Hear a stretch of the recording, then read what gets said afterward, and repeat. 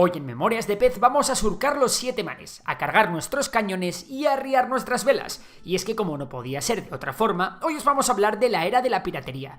Una era que muchas obras, poemas, películas y canciones han romantizado hablando de la libertad y de las aventuras que gozaban estos delincuentes marítimos. Nosotros vamos a salirnos de esta forma de ver las cosas para intentar explicar cómo y por qué triunfó esta forma de actuar. ¿Qué llevó a bandadas de criminales a jugarse la vida para saquear otros barcos? ¿Por qué los grandes piratas se ganaron tanta fama? ¿Enterraban de verdad los tesoros? Pues agarraos al timón, que ahora os lo contamos. Pero antes de nada os traemos nuevas noticias, y es que estamos muy orgullosos de inaugurar un nuevo proyecto de memorias, esta vez dedicado a la ciencia, y más concretamente a la biología. Os presentamos nuestro nuevo canal de YouTube Memorias de Dolly. Sí, Dolly, como la oveja. ¿De dónde sale esto? Pues resulta que me he juntado con David y Gonzalo, dos investigadores con mucha pasión por la biología y la divulgación, con los que vamos a crear mucho contenido, pero siempre al estilo memorias. ¿Cuál es el origen de la vida? ¿Qué animales son caníbales? ¿Por qué los tatuajes perduran en la piel? ¿Por qué existen los machos y las hembras? Pues todas estas preguntas y muchas otras las resolveremos en el canal. Así que nada, suscribíos y sed bienvenidos. Os dejo el link en la descripción. Y ahora sí, vamos con el vídeo de hoy. Lo primero que tenemos que hacer es la siguiente pregunta. ¿Qué es la piratería? Pues lo que os imagináis, básicamente atacar a los navíos para robarles su mercancía, capturar a sus pasajeros o incluso robar los mismísimos barcos. Es una actividad que ha estado ligada a los inicios de la navegación y ya en la Edad Antigua se practicaba de forma casi profesional. De hecho, hasta cierto punto estaba vista como una actividad noble y hasta los grandes héroes legendarios de la antigua Grecia, como Jasón o Ulises, realizaron varios actos de piratería en sus aventuras narradas por Homero. No obstante, si hay algo que caracterizó la historia de los piratas, es lo peor de todo el negocio, la esclavitud.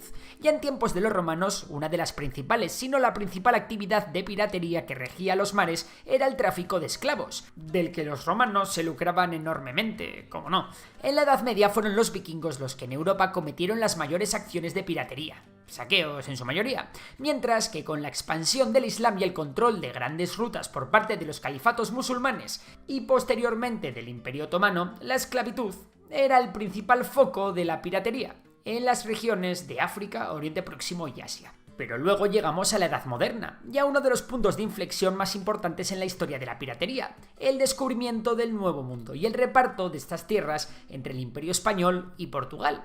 Y bueno, el cabreo del resto de potencias europeas que se quedaron fuera de la fiesta en un primer momento. Este temita fue lo que llevó a una de las primeras situaciones que desembocará en lo que se conoce como la Edad de Oro de la piratería, el periodo de los bucaneros franceses. Estos tíos se dedicaron a cazar vacas en la zona occidental de la isla de la Española, en Haití, y a vender su carne de contrabando a los navíos que navegaban por el Caribe. Cuando los españoles prohibieron la actividad, muchos de ellos se fueron a la isla de la Tortuga, que gobernaban los franceses, y se metieron al no tan noble oficio de la piratería o de la filibustería, que es lo mismo que la piratería, pero sin alejarse de la costa. Con esto que os contamos ya ubicáis una cosa clara, ¿no? El Caribe será muy importante para esta era.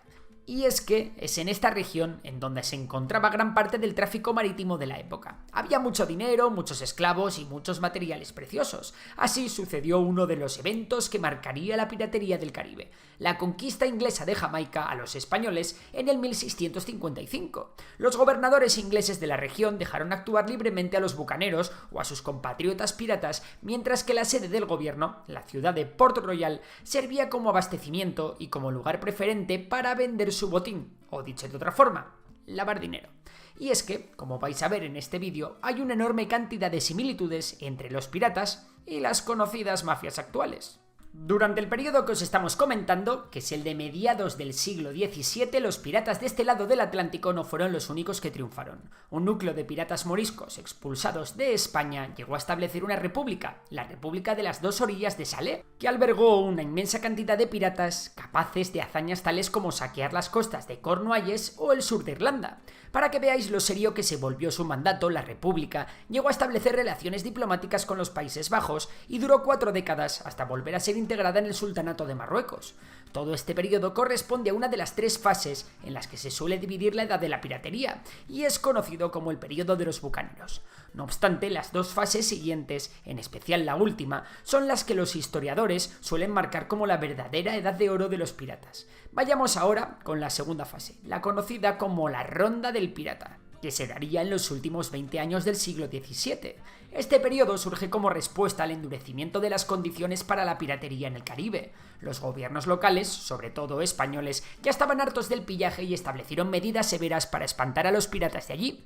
Además, con la caída de la casa Stuart en Inglaterra sucedió algo que pitó el contexto pirata. Inglaterra y Francia volvieron a enemistarse. Jamaica y Tortuga, por lo tanto, también se convirtieron en enemigas. Por si fuera poco, Port Royal se fue a tomar por saco tras un terremoto en el 1692. Conclusión, pues buscamos otros cotos de caza. Y eso es lo que hicieron, sobre todo los piratas angloamericanos, rumbo al Pacífico y al Índico. El mismísimo Bartholomew Sharp inauguró la ruta con una gran expedición que se hizo en el 1680. Tras él, la nueva isla de Tortuga sería a partir de ahora Madagascar. La verdad que los destinos turísticos de esta peña molaban bastante. Durante la ronda del pirata, el blanco principal viró y se comenzó a atacar a las grandes potencias musulmanas. El Imperio Otomano ya no estaba tan bullante como antes, aunque su control del Mediterráneo fue lo que le salvó durante las primeras fases de la piratería. Y su propia piratería, la piratería berberisca, de la que os hemos hablado, los del norte de África, y que solían atacar únicamente a potencias cristianas, también se habían convertido en un problema.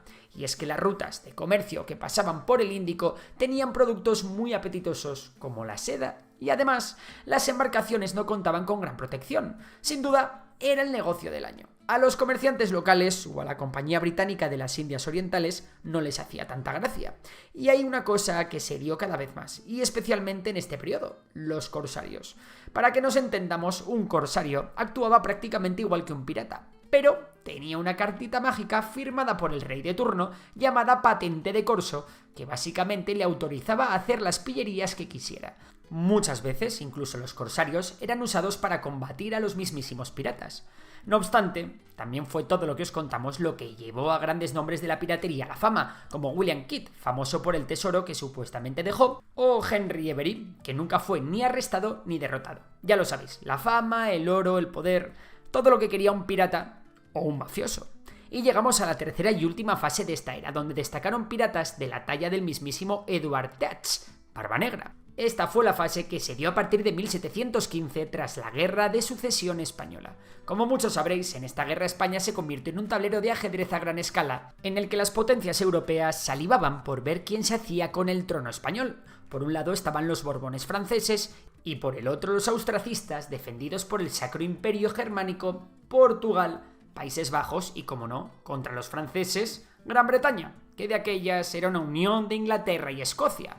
Pues resulta que estos últimos apostaron por el caballo perdedor, y lo que es más relevante para la historia que hoy nos ocupa, con el final de esta guerra, una enorme cantidad de corsarios británicos se quedaron sin trabajo, y desde luego la marina mercante, que era uno de los pocos sitios donde todos estos parados de larga duración podían irse, no era un trabajo ni muy cómodo ni muy lucrativo.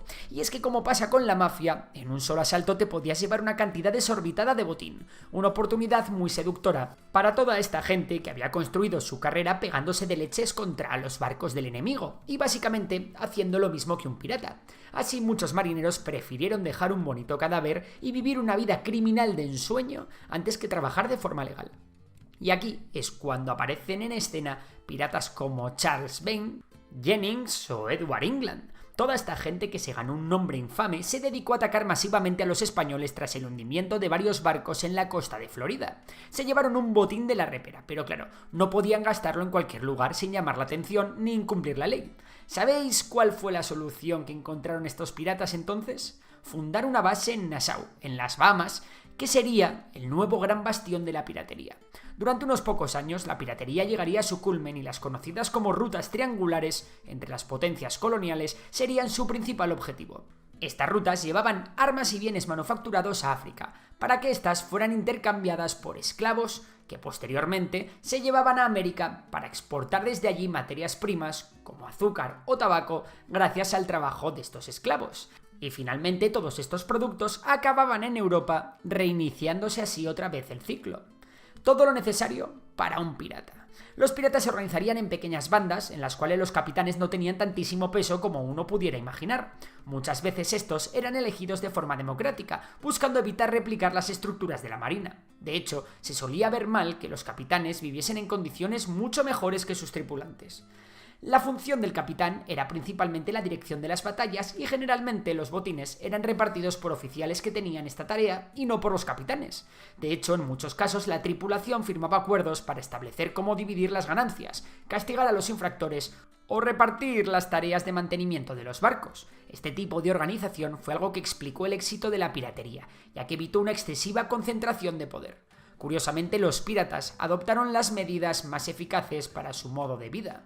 Y esto no solo pasaba por tener este tipo de sistemas democráticos.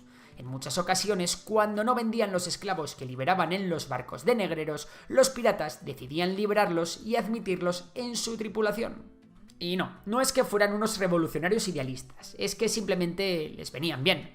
Pero seamos serios, los piratas tenían un modo de vida peligroso. A pesar de que generalmente intentaban evitar el conflicto directo y las bajas humanas, muchas veces sus métodos fallaban. Lo que hacían normalmente era hacerse pasar por barcos comerciantes de algún imperio o reino.